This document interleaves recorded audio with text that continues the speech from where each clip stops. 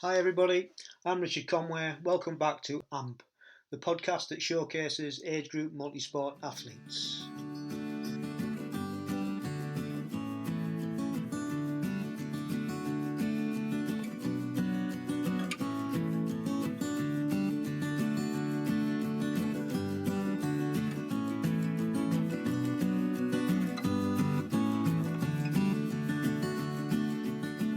On episode 3, I chat to Jules Richards, a GB age group multisport athlete. Jules started off sporting life with a board, a skateboard, a surfboard and a snowboard. But after a life-changing incident, recovery and sheer determination, he found himself entered into the world of multisport. Once entered, it not only changed his sporting life, but his life as a whole. Career changed, distance chosen, he began the journey to represent his country in his chosen discipline of triathlon.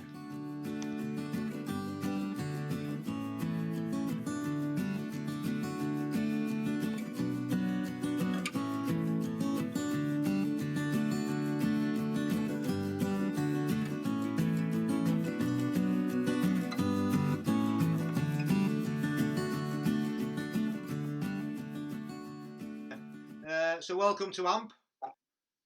Thank you very much. This is the third episode. I don't know whether you've listened to any of the others. Listened to all of them actually so far. I listened to your story and then to Nick. Yeah, so it's a concept, as you're probably aware, that came out of lockdown. How's things with lockdown with you? Surprisingly, I feel like I've adapted to it pretty strongly. Actually, I think I must have been more of an introvert than I thought I was. There's myself and my partner and our 2 children, and it's just we've kind of adjusted to a new normal fairly quickly.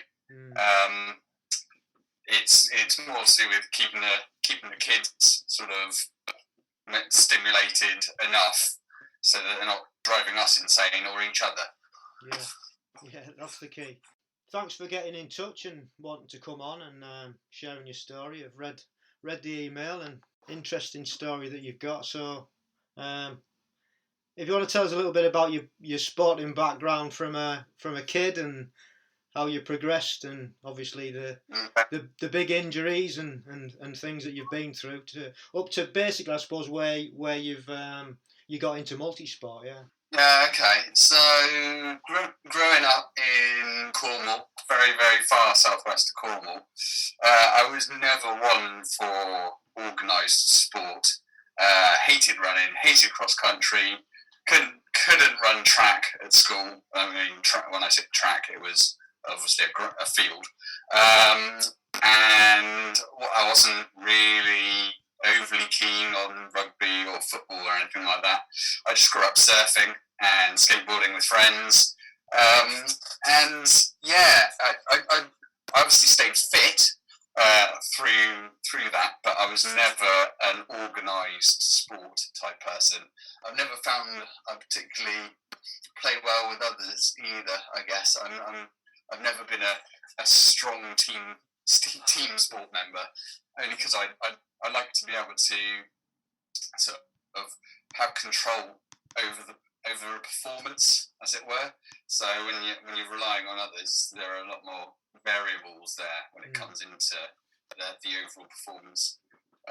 So anyway, went to university and continued snowboarding there, should I say, and because I was away from the surf down in Cornwall, so I went to university in Cambridge.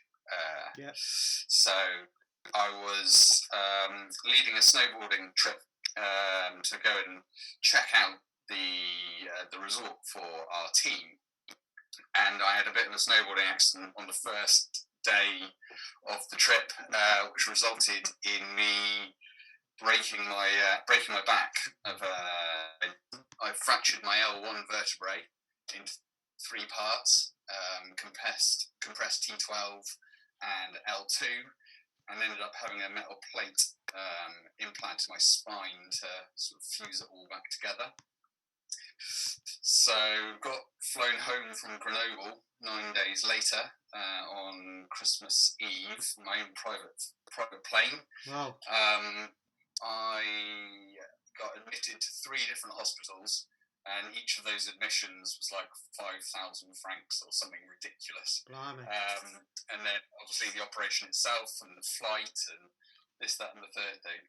I had to have a plane which allowed me to be stretchered back. So I had a nurse, a doctor, a pilot, and a co-pilot, wow. and me. Quite an impressive setup, actually. And in fact, I found out later on through my insurance company that I had the second highest claim in the Alps that winter. I came back and met my consultant over here, and they basically said to me, right, I was 20 at the time, 19 at the time, and they basically said to me, right,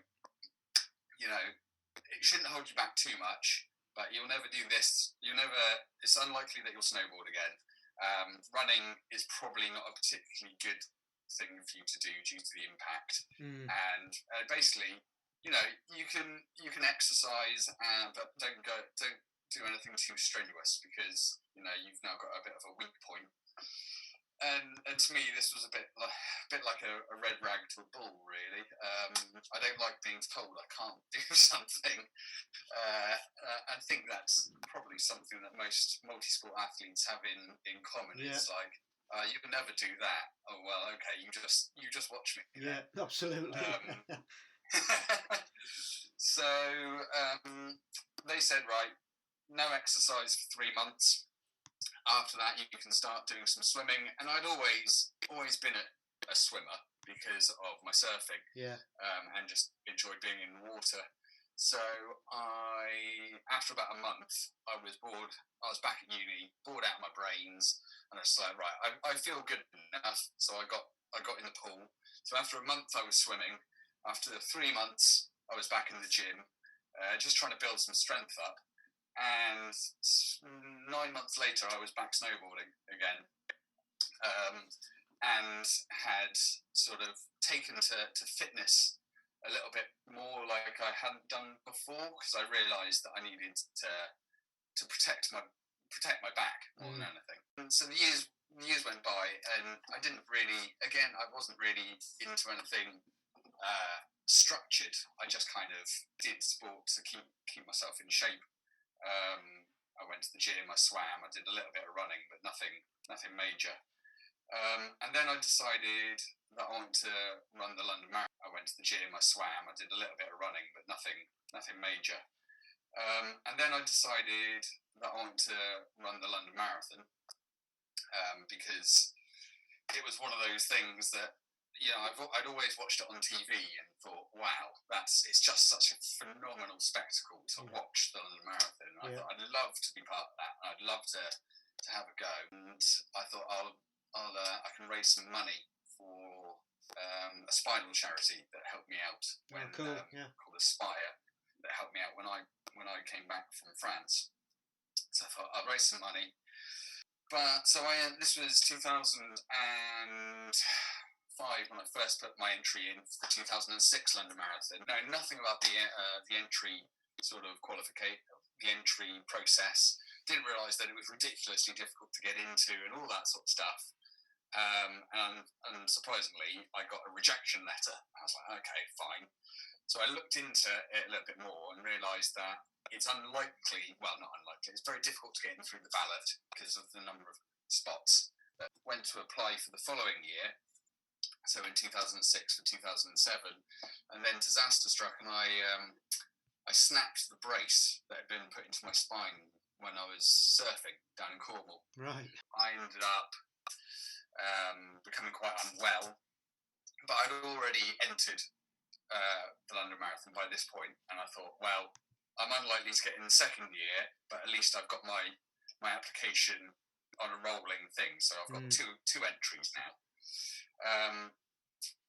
They realised that the brace was broken, so they decided that they were going to take it out that November. So I went into Exeter Hospital to have the spinal brace removed, and by doing that, they had to cut through all the muscles in my lower back, so I wasn't able to stand upright for a little while. So how long was that then? I was out of hospital about 5 days after the operation, not able to stand for any particular length of time. I would hobble around a bit, and then I'd have to sit down. And then, so I came out of hospital at the end of November, but I came out of hospital to find the "congratulations, you're in" letter for the London Marathon lying on my bed. So there's motivation. So I thought, well, I can either defer, or I could set this as a bit of a personal challenge. So being I think, much like most sport athletes would do, I set it as a challenge. I was like, right, I'm going to be there in April on that start line and see how we go.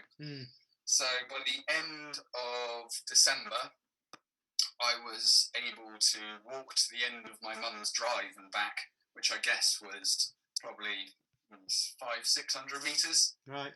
And then I looked up sort of a training plan, and I spoke to a few people, and a lot of people, and I joined a gym, and they're all a bit like, well, it's a long shot that you're going to be able to do this, but if you're determined, then, and you're not going to set the world on fire, you've got to be prepared for a relatively slow time.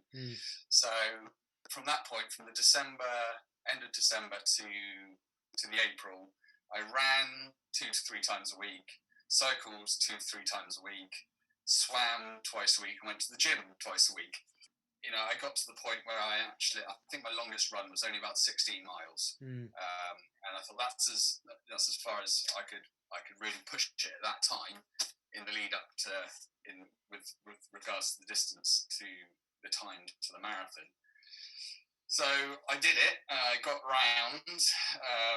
It was massively unpleasant. So I got to the end of the marathon in 4:39, I think it was. Vowed never to do it again. And then after a week or so, I was kind of like, I kind of got the bug a little bit. I'd enjoyed all the training, and I thought I might as well do something with the fitness that I've gained from this. And being a swimmer, and, well, at that point, then considered myself to be a bit of a runner, I thought, well, I'll give triathlon a go. My first race was a small local sprint down in Cornwall. And had you any connections with anybody doing triathlon at the time? Nope, didn't know anyone doing it. This was back in 2007. So, it was triathlon was fairly well known, but, it wasn't. And down in Cornwall, actually, there was quite a big scene. Right. But I didn't know anyone doing it. Yeah. I just thought, I'll just give it a whirl, give it a go. I'd never ridden a road bike, so I bought a road bike like 6 weeks before the race. I think I got an entry level package from an online tri store. So it got me a wetsuit, and it got me a simple road bike and that sort of bits and pieces. I remember riding with cleats for the first time, and of course falling off. It's when you come to a junction, you're like, oh no, you're not a proper cyclist if you haven't done that. No, that was my first. Yeah, I think it was my first ride, and I was right next to a car at the time. And they just wound down their window, laughed at me, and drove off. It's about right. So I got in. I still remember doing that race because I remember coming into transition, running up to my, coming off my bike, getting off my bike, coming up to my shoes, and realising that I'd left double knots in the laces from the last time I'd taken them off. So I then spent like 3 minutes standing in transition, undoing the knots and then redoing my laces and all that sort of stuff. But the thing that really struck me at that first race was the camaraderie between everyone there. Everyone was like cheering each other, and like clapping people across the line, or giving you a pat on the back, or just giving you a thumbs up on the bike. It was amazing. Just and from that moment, I was completely hooked. Yeah. So after you'd done that, what was your thoughts? Where were you going to head next? Well, at that point, I was just like, I quite fancy another one of these. So that season, I did a couple more sprints. And then, because I was living down in Cornwall, I then did Perranporth, which is well known, especially in Cornwall. But it was rated by Triathlon Plus as one of the top 5 hardest triathlons in the country at the time, partly because of the sea swim. And what distance is that? That's it's a 1 kilometre sea swim, 37.5 kilometre bike, and a 7.5 kilometre run. Right. But the bike is really hilly. Really. It follows the coastal path out of Perranporth down towards St Agnes. Okay. And if anyone who's been down that sort of neck of the woods, there's not a flat square inch in that stretch of road, on that stretch of road, and you do that twice. Right. And the swim, obviously being in the sea, you can get some horrendous conditions there. And the Surf Lifesaving Club, who run the triathlon, are world championship lifesavers. So essentially, whatever the conditions, they're going to run it. And there's only been a couple of times in the race history that they've stopped the swim. Sounds like one I did in Redcar. Oh, really? I did Redcar a couple of years ago, actually. Yeah. I loved Redcar. It was a good race. So Perranporth was then. So, I mean, there have been races where there's 500 people start, and I think only something like 100 made it out of the swim. Yeah. They were just pulling people out of the water, left, right, and centre. And then the run is 7.5 kilometres, but the first, I'd say 800 metres are across soft sand. Then you go up over a 200-foot cliff, down the other side, back onto the beach, and the rest is on the beach. So as far as triathlons go, it's pretty brutal. And so I did that, and again, really, really enjoyed it. And I was like, I quite fancy going a little bit longer.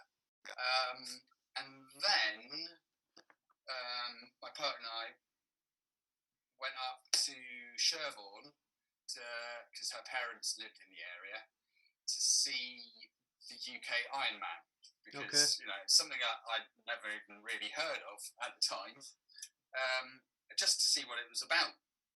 Went up and had a look, and immediately, as soon as I was there, I was like, right, this is the next challenge. I've done the marathon this year. I was just going to say, you'd already done the marathon, so you've ticked that one off. Well, this is it. I was like, I've done a marathon, and I've started triathlon. Where can I push myself?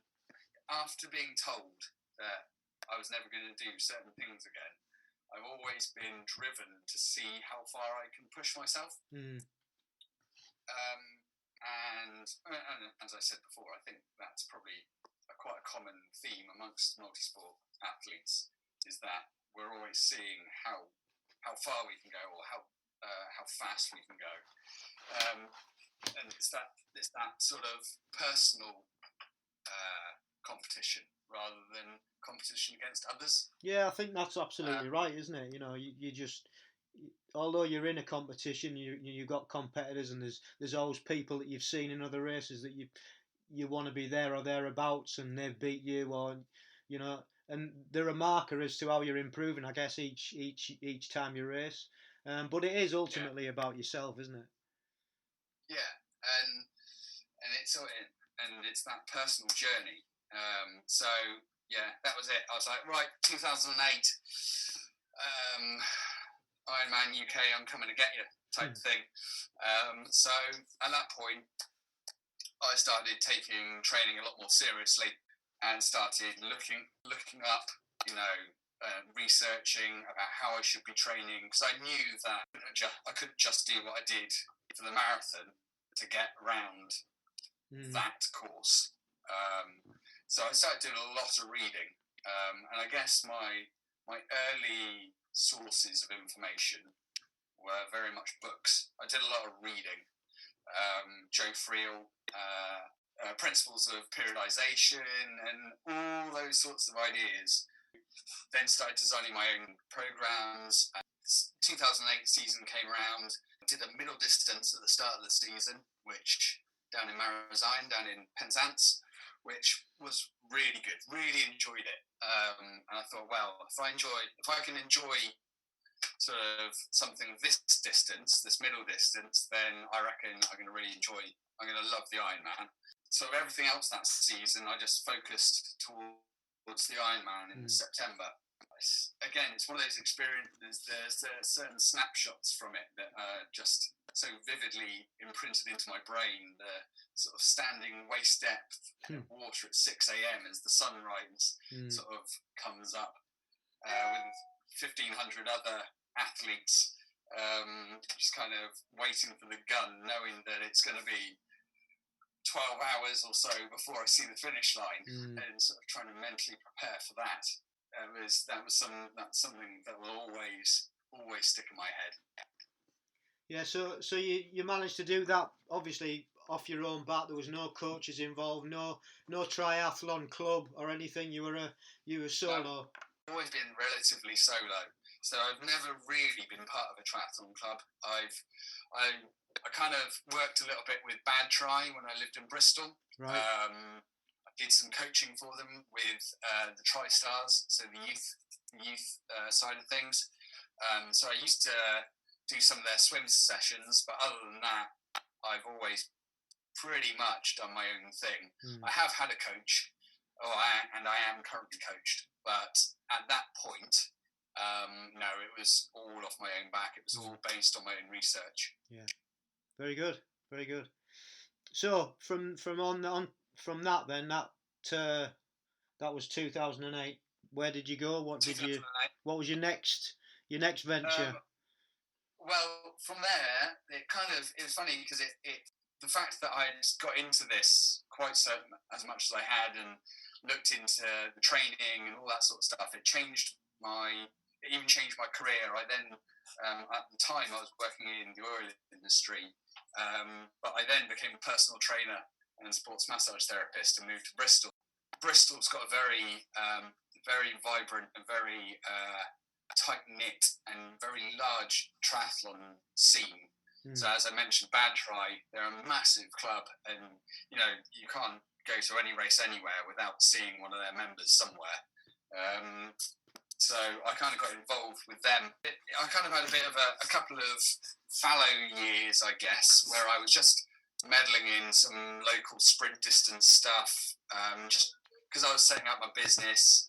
I didn't have a huge amount of time to train. I also had my first child, so then you're juggling self-employment with young children, and kind of I just dabbled. It became more of a social thing for me than anything particularly still serious. But then I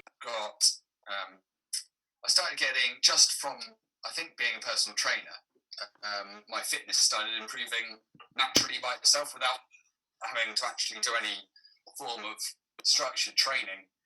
My performances started improving, and I was identified by Bad Tri as someone who they wanted to put on their development program, which for me, it kind of came out of the blue, because I wasn't really doing anything that, I wasn't structured training. So I thought, well, if I can get some support here and get some structure to my training, maybe I could get quite quick. Yeah. And then that unfortunately fell through, but the sponsor for that development team still wanted me on board. And they were a company who unfortunately aren't around anymore, but it was the Triathlon shop in Bristol. Okay. And I ended up racing for them for 4 years or so. So I was fully supported by them, still self-coached with a little bit of assistance from Bad Tri and their head coach. But because I was then getting a bit more support and I realised that I could potentially get quite a lot quicker, I started really focusing on my training. someone said to me, well, how about going for the world champs? And I was like, what are you talking about? I had no idea about British age group racing and all that sort of stuff. It's just not something that I'd ever looked into, because I just assumed that, these guys were racing way, way above where I was. And then, as you said in previous episodes, you start looking at times of qualification times and other bits and pieces, and you go, oh, hold on, that's not that. I'm not a million miles away from that. I think perhaps I could give it a go. Yeah. And the first year I qualified was Auckland in New Zealand in 2012. So the whole thing became this a massive adventure. What distance was that at? That was sprint. So by this point, I was focusing purely on sprint stuff, purely on trying to go as fast as I possibly could. Yeah. Because it just really fitted with the amount of time that I had to train. I've always felt that middle distance is probably my distance. Even after that one middle distance race that I did back in 2008, I've always felt that I'm a middle distance athlete rather than sprint or long, for that matter. But I've never really had the time to train for it, so I've just stayed trying to get as quick as I can. What race did you qualify to get to Auckland? What was the? I think I raced Eton, and again that was one of those ones where it was the first time I'd ever raced at a venue like that, where it is pan flat. It is, you can see all of your competition the entire way around. You know exactly, you can gauge your efforts and all that sort of stuff. So that was a really bizarre kind of different type of racing for me, because normally you're just out on roads pretty much by yourself, and you're just cycling along. You're just cycling as hard as you can, but not necessarily knowing what's coming up. So racing in a very in an environment where a lot of the variables are now controlled, because there's no traffic and there's no, other than the odd duck walking across the footpath. Yeah.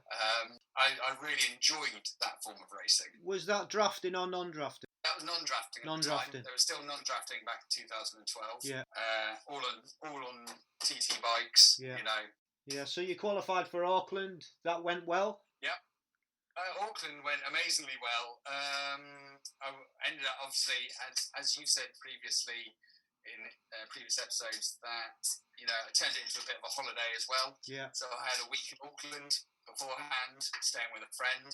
But the weather leading up to it was absolutely horrendous. It was really, really windy, really rainy, and I was like, oh no, it's going to be awful. It's going to be absolutely terrible come race day. But woke up on race morning and it's clear blue skies, wind had dropped. Being able to be in Auckland for the week leading up to the race, to watch the pros, and then a friend of mine was competing in the standard distance, and then he won his age group in the standard distance, and watching him do that, brilliant. There was just this real buzz. Yeah. The opening ceremony and doing the Parade of Nations straight through the centre of Auckland. It was just absolutely amazing. It's just like nothing I'd ever experienced or ever thought I'd be capable of being part of. Yeah. I never, in my wildest dreams, like growing up, thought for a second that I would be able to represent my country at a sport and be involved in something like that. Yeah, it is rather special. Since then, I've actually been able to go to a Parade of Nations where my children have been able to walk with me in it, and being able to share that experience with them was something else. Yeah, very special. From 2012, after you had experienced the World Champs, did you try and qualify again straight away? Yeah. Basically, from that point forward, it was a bit like, got the bug now. Yeah. The problem was the following year was the World Champs were in, and triathlon has always been my thing, rather than duathlon. I have recently started going more towards duathlon, but it's always been sprint distance tri for a long time. I've kind of specialised in that area. The following year, the World Champs were in London. Tried to qualify at Bristol, but missed qualification by one spot, which I was gutted about, absolutely gutted. Was that in the race itself, or was it a roll down that you missed? That was on a roll down, so I was one spot off the bottom of the roll down. At that point, I was like, right, I'm definitely going to try and I've definitely got to get in next year. So immediately attempted to qualify for the following year, which was Edmonton in Canada, which I qualified for, but then we moved house, and then there's a whole series of catastrophes, which meant I had to give up my place. Right. So I didn't go to Edmonton, even though I qualified. So I was a bit like, really, really frustrated, really annoyed. By this point, I'd missed 2 years on the trot. So I was like, right, next year, I don't care where it is, I don't care what's going on, I am going to the World Champs. I'm going to get there. And the following year was Chicago. Again, sprint distance. And luckily, qualified. When I qualified for Chicago, Eton again. I believe. Sorry, not Eton, Nottingham. Okay, another one of those. Was that at the Water Sports Centre? Yeah. I really enjoy racing there. Yeah. Again, it's another one of those courses which is you can just gauge everything. Yeah. You know whereabouts you are. It's a nice format. It's an interesting bike car. It is, yeah. And qualified for Chicago. So off I went to Chicago for a week. I've never been to the States before, and I loved it. Absolutely loved it. Ended up staying in an Airbnb with two random other British age groupers. One who is only 18 at the time, and it was his first big adventure, and another guy who was a newbie to triathlon and sort of had qualified almost by accident, who was in my age group, and we had a real sort of camaraderie going on whilst we were out there, and we were taking the mick out of each other and winding each other up, because we knew we were of a similar ability. So I was a much better swimmer than him, but he was much faster on the bike, and then we were much of a muchness on the run, so we knew it was going to come down to the wire on race day itself. And as it turned out, it couldn't have been any closer. He finished about 2 seconds behind me. Oh wow. And I took him out, took it out on the swim. He came back on the bike, and then it was a really, really hot day, and I died on the run, really, really died badly on the run, and he started winding me in, and I didn't even know he was there. I hadn't even clocked him, and crossed the finish line, turned around, and there he was, literally on my heels. So moving on from Chicago, what have you done since? Again, 2 sprint distances. I went to 2016. I didn't try to qualify. Money wasn't available for it, and I think it was Gold Coast. Basically, it was to the rate. It was Cozumel. Yeah. I just thought it's too far. It's too far, and by this point, I had my second daughter, and I was like, you know what? It's just not. I just can't justify spending that amount of money or that much time away from home. Well, life takes over, doesn't it? It does, and you've got to have a balance. My family put up with an awful lot with my training and my racing and all the rest of it. So sometimes, you've got to really think about decisions like that. Yeah. We're at the stage now where we can all go on holiday, because my children are old enough to come out with us, and it not be, and us not struggle with it all. So it opens up things a little bit more. But at that time, it just wasn't. My youngest was only 3, and taking her to Mexico would have just been an absolute nightmare. Yeah. So I kind of gave it a year off, and then the following year the sprints were back in Europe in Rotterdam. So, and by that point, it was draft legal stuff. Yeah. I hadn't had a go at draft legal before, and I was like, I quite fancy this. Yeah. Do you enjoy the drafting? Like it? Very different style of racing. Yeah. I mean, I'm quite lucky, as I said, quite lucky in that I'm a relatively strong swimmer. So I can come out near the front. Yeah. And I qualified for Rotterdam at Redcar. Right. In the draft legal race there. And I came out of the swim and I didn't realise quite how much I had to redline it on the bike because I got out with the lead pack, but they just put the hammer down on the bike, and I'm out of the three disciplines. Cycling was definitely has always been my weakest. I'm working on it super hard this season. But I just got dropped really badly on the first lap. Then got swept up in the second group, but I was still recovering from being dropped by the first group, so I got dropped by them, and then managed to stick with the third group, who we made some inroads into the two groups ahead. But it was fast and furious racing. It was really scary. In fact, in points, it was really quite scary. You've got to know what you're doing on the bike, haven't you? Yeah. It's. I mean, I saw there was a guy who we were riding along. We must have been 3 abreast at the time. I was in the middle, or 4 abreast even. And this guy went to reach for his water bottle just as he hit a drain cover, and that was it. I didn't see him again. It was like all I heard was the scraping of carbon, and then he hit a lamppost. Oh. And I think there were three athletes blue lighted away on that race because it was so fast and so furious. And if you haven't got half decent bike handling skills or are used to riding in packs, it's a totally different ball game. Yeah, and again, it's a flat and fast course, isn't it, Redcar? Yeah, and technical in parts. Yeah, and a lot of street furniture that you've got to be aware of. Yeah, well. I remember racing it myself, and I nearly went in the back of a parked car. You come round a bend, and it was just, where's that come from, Yeah, just there, right in front of you. Yeah.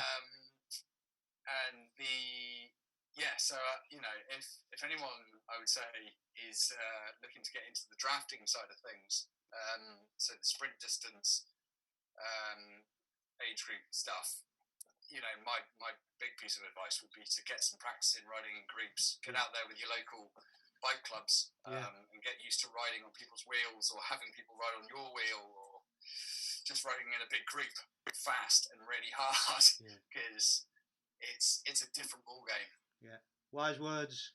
So that was for Rotterdam. Rotterdam was brilliant. And earlier on, I said I'm not much of a team player, which is why I've chosen quite a solitary sport. But it was funny because you were racing obviously in your team colours, and because you're able to draft, you get packs of guys all riding together. Yeah. So the first part of the swim was great. It's pretty non-eventful, as most swims are generally.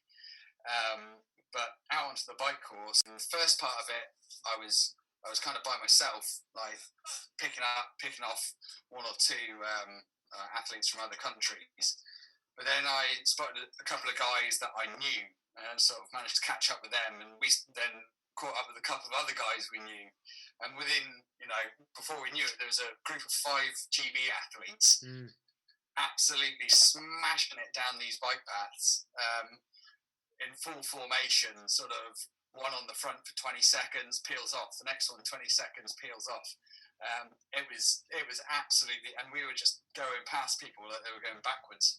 It was probably one of the most memorable bike segments of any race I've ever had, just because to be able to race like that was something that I've never ever done before or since. Yeah, certainly an experience. Moving on from Rotterdam, what was the next race? Last sort of GB representation was I raced up in. I decided not to go for the ITU. That's right. Gold Coast was that year, 2018. I decided not to go for ITU. I went for ETU and raced at the Europeans up in Glasgow. All right, yeah. Which, I mean, it was almost like a national championship. Yeah. I qualified for that by the skin of my teeth through a roll down. But I got up there, and it was another level. You know, all the guys who qualified were unbelievably fast. It was a great race, but my performance, placings wise, wasn't great. But compared to, I was really pleased with how I had gone. But when I looked at my rankings, it was quite clear that there was a whole other calibre of athlete there. Fantastic. So that was that the last race you did for GB? Yeah, that was my last GB race. Yeah. I wanted to race in Bermuda next year. Yeah. So my plan was to try and qualify this year for sprint distance in Bermuda. Right. For the ITU, but obviously with the current situation, I think that's going to be put on hold. Yeah. My other plan was duathlon and attempt to qualify for the duathlon world champs, because the Bedford Autodrome in October, which I'm still eyeing up. That's still kind of on the cards, hopefully. And I'll aim for duathlon qualification for next year. But it was all supposed to work out so beautifully, because this year I was supposed to be racing the Norseman in August, and then I was going to do Bermuda next year. But unfortunately, the Norseman's had to be cancelled, and we've all been rolled over to next year. Yeah. So I can't really do Bermuda and Norway in the same year. My bank manager would not be very happy with me if I did. Yeah, I mean, we don't know what's going to happen, do we? Actually, things are just getting cancelled, event after event now, aren't they? So I think it's this year. I think it's pretty much a write-off in my mind, right. And it's sort of like taking stock and and then just building for next year and see what happens. Well, yeah, and I mean, we amongst the Norseman athletes, it's one of those races. I think that it's even more of a, between the athletes, it's even more of a community feel than other races, only because it's so iconic. That we find ourselves in this really almost privileged position that we've known we're doing the Norseman since last November, and now we've got till next a year in August to prepare for it. Yeah, we as a group of athletes should be able to go out there and be so well prepared for it. Yeah, that it'll be no other time it's ever been held. Yeah. Well, let's hope so. Let's hope it all works out, and it can be done.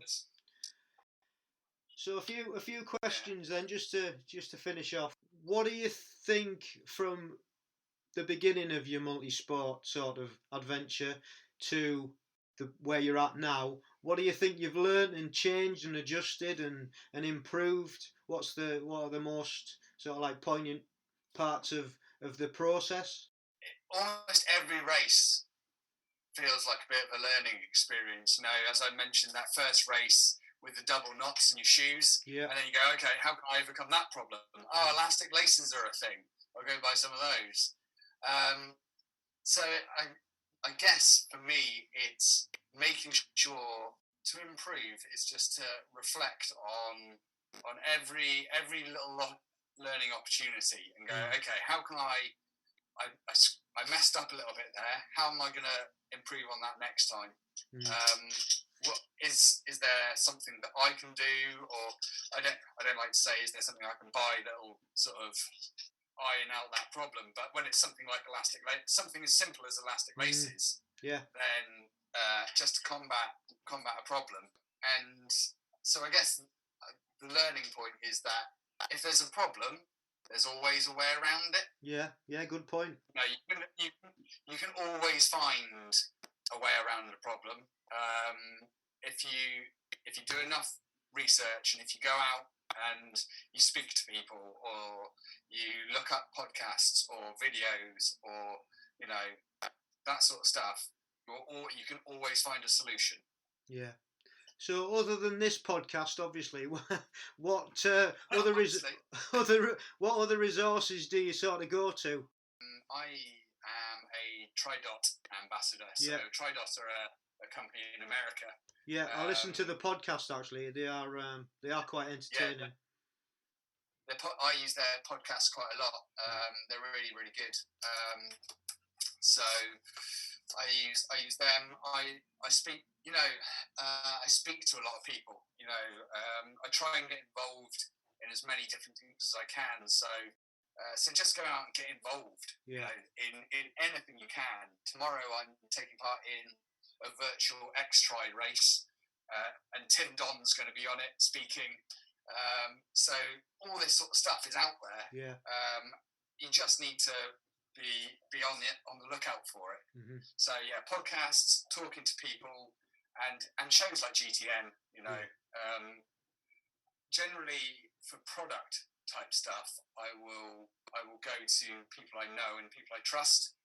But for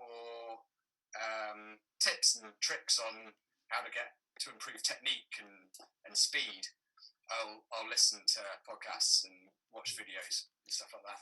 And just going on that then, hints and tips, what would you give to somebody in multisport at the moment doing races who wants to progress and attempt to sort of like qualify maybe next year or the year after to represent GB? What would you say to them? I would say, one, it's not as out of your reach as you probably think it is. That goal is probably more attainable than you realise. But on the same lines, having a coach for a season or two is worth its weight in gold.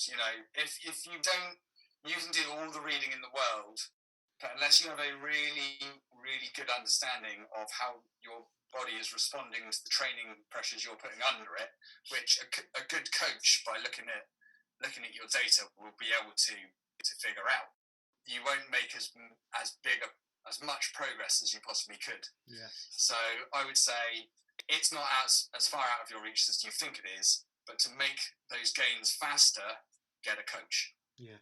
Wise words again. Wise words. And finally, what's your favourite piece of equipment, kit that you've got? Favourite bit of kit. And why? It's probably, it sounds really boring, but my turbo trainer. Right. I love the fact that I can absolutely nail a bike workout with the turbo trainer. I can put in way more effort safely on a turbo trainer than I can out on the road. Yeah. And it allows me to fully push myself to my absolute limit without endangering myself. Yeah. So for those gains on the bike that I really needed to make, getting a smart turbo it's probably been my very best investment. And what do you link it up to? Zwift. The interactivity on Zwift and being able to go on there and race. And next week I'm hopefully going to take part in a team time trial on there, and all that sort of stuff. Yeah. It's just, at the moment, I haven't found anything that really compares. No, it's a great, especially in these times that we're in at the moment. It's just a great piece of equipment, and clubs can get together. I don't know whether you listened to Nick Price's podcast last time out, episode 2. He's come up with a duathlon on Zwift, and we also do races every now and then. And it's just been brilliant. Yeah, he's on Facebook and he puts announcements out, and it's just been really good. So every Saturday he does a duathlon, and I think this Saturday is the first one where he's actually going to do a proper duathlon. I think previously it's just been a run and a bike because of the restrictions on people being able to go out. but now it's going to be a proper duathlon, so a run and a bike and a run. So yeah, that's good. And like you say, there's loads of things that people are doing out there that you can use Zwift for. And yeah, I'm with you. I think it's a fantastic bit of kit. So thank you ever so much for spending your Friday afternoon and chatting away. Absolute pleasure. Really do appreciate it. Please spread the word to everybody you can about this, and let's build support and momentum, because I think it's a really great idea for people to become aware of, you know, what it takes to become a GB, well, an age group multisport, or not just GB, because we've all started out liking to run, bike or swim, haven't we? And So thank you ever so much. Have you got anything else that you'd like to say before we wrap it up? No, I don't think so. Just that with the current climate, I think everyone needs to stay safe and keep training, because it's really good for your mental health, and just keep training. Yeah. Cool. Thank you very much. Yeah, no worries. Thanks, Jules. Cheers, Rich. Take care. Bye. Wow. What a story. What a journey. It never ceases to amaze me how we can come back from adversity. Jules has had some great adventures, and I've loved hearing about his journey into multisport. So thanks for sharing, Jules, top man, and good luck with what's to come. And if you feel inspired and want to tell us about your journey into multisport, please get in touch, and you can find us at agegroupmultisportpodcast@gmail.com. And if you like what you've heard, please leave us a comment, share, subscribe and like. And until next time, stay safe, keep training and love the process.